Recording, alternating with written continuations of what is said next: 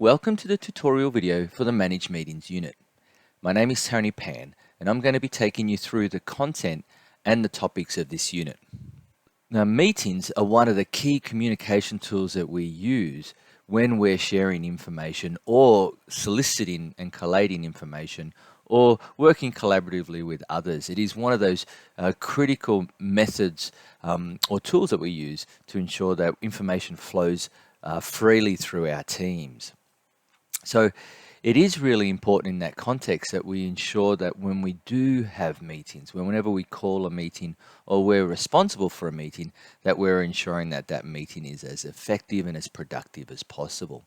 So there's three particular outcomes that this unit has that align with that. One, being able to prepare properly for a meeting so that when you walk into that meeting, you're at a point where you can be most productive with the time that you're about to spend. Two, that how to facilitate and how to chair and lead a meeting, so conduct meetings.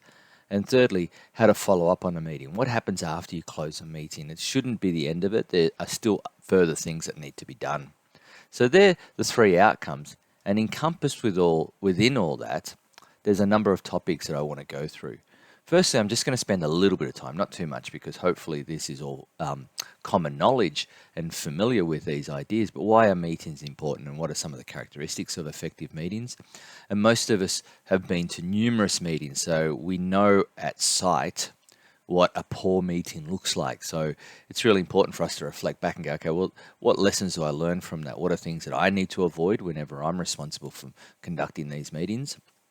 And what are the things that I need to replicate because I can see that they're really successful? So we'll talk a little bit about why meetings are important and the characteristics of effective meetings.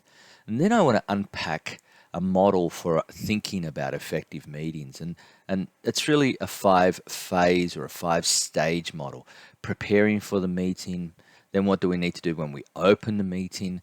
Then what do we need to do when we're trying to control the meeting in terms of what's going on? And then what do we need to do when we want to close that meeting? And then what are the things that we have to do to follow up the meeting? So there's 5 particular key areas around how to effectively manage a meeting. So that's what I want to go through in this unit.